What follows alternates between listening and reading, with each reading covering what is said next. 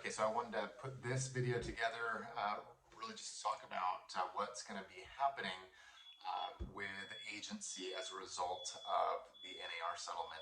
Now, this is pretty much brand new. As of April 24th, the preliminary court approval on the proposed settlement. There's still final court approval pending, which is set for November 26th, 2024. So now these changes are going to start taking place. They're going to start being put into practice as early as July. And when the settlement came out, there was a lot of talk about how it's going to affect commissions. And I think this part is actually going to be a lot more meaningful on a day-to-day basis, and how buyers and buyers agents work together, and really how the industry functions.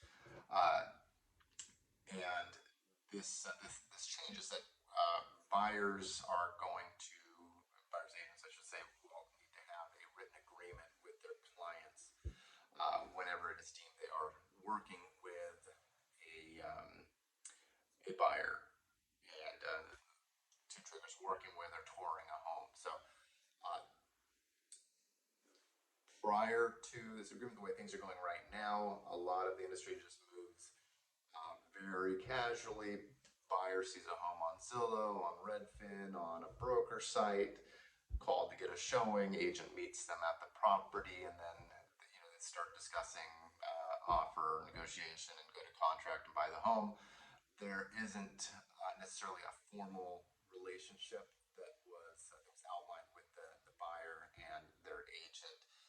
It more just kind of evolved out of that property showing. A lot of the industry works like that.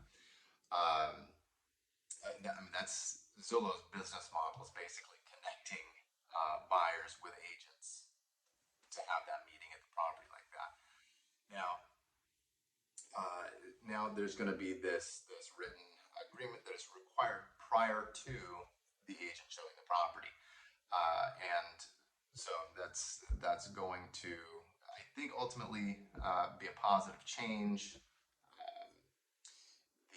The relationship will be a little bit more formal, like that of the seller and the listing agent, where there's an outline of what the agent is going to be doing, how that relationship is going to work, what the deliverables are, what the time frame is, what the compensation is, and that, I think, is going to be a big benefit.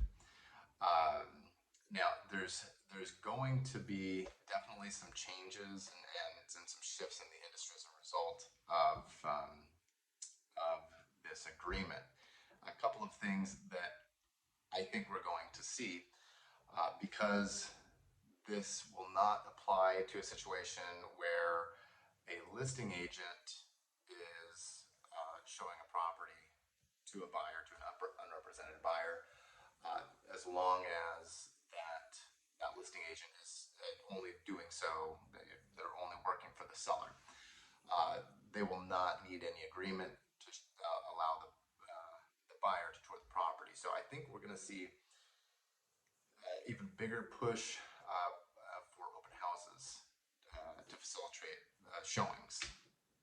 I think we've seen that trend just happening kind of organically with more buyers viewing homes on Zillow and Redfin over the last several years, but I think that's going to be even more pronounced now. I think you're going to see a lot more these kind of odd times for open houses, weekdays, in the evenings, during the day, longer open houses, just to facilitate buyers seeing properties.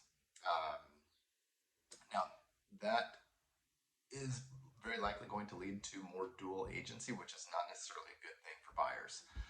Again, just because of the way that the offers come about, with the way that the offer conversation starts happening organically when a buyer is looking at a property that they realize that they like. It's just whatever is the most efficient way of getting them to get the offer written. It's going to happen more, and you can't have in dual agency being when one agent represents both parties. You can't have that fiduciary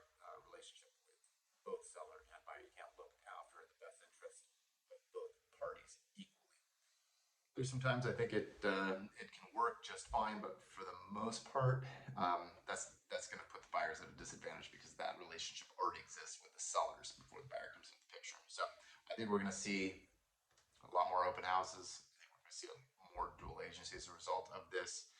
Um, Also, because the way that a lot of agents relied on the solos and the redfins for a large part of their business, I think we're going to see some of the agents that aren't reacting. I think we're going to see a lot of these agents get out of the business, and some of the business models for these companies are going to need to change a little bit too. I don't think dramatically, um, because again, the way that the relationship is going to be a little bit more formal between buyer and buyer's agent, that's still going to happen. I think that's going to be the vast majority of the way the market works. Um, and ultimately, I don't think that at the end of the day, that much is really going to change. But you are going to see more open houses. You're going to see more dual agency. You're going to see a better process for buyers, agents, and their clients. And there's going to be better expectations set, clearer expectations set. Uh, there's going to be a clear communication of value and performance. So that'll be a good thing. And then, finally, I think you'll see also some kind of a la carte offering for buyers start to emerge. I don't know that it's going to stick. There were some companies that played around with it for a while, where I think even Redfin, you you were offered as a buyer, you pay 300, 400, $500 for vouchers for showings, and you could use those. And then if you looked at 10 properties and you hadn't found the one that you were going to write on, you'd need to get more showings. So I think there's going to be some more a la carte service like that. Maybe agents just handling the contracts once the buyers find the property that they want, and doing it for a smaller fee than they would have collected in a normal situation where it was published in the MLS. It was already set. It was already offered.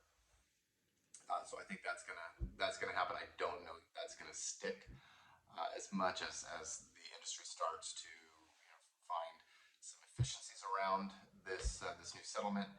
But yeah, definitely a few interesting things. Again, I think at the end of the day, you're going to see a more open house driven market. You're going to see a fallout of the number of agents that are in the market. You are going to see an improved process, and just some new service offerings, some independent new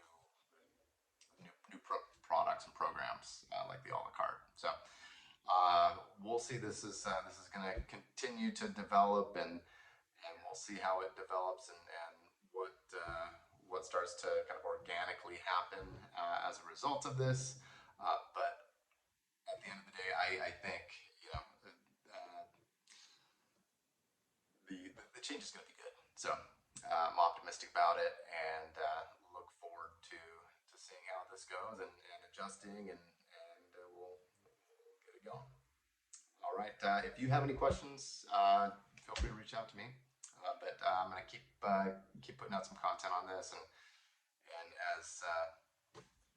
as we see how this develops, we'll keep you updated. All right.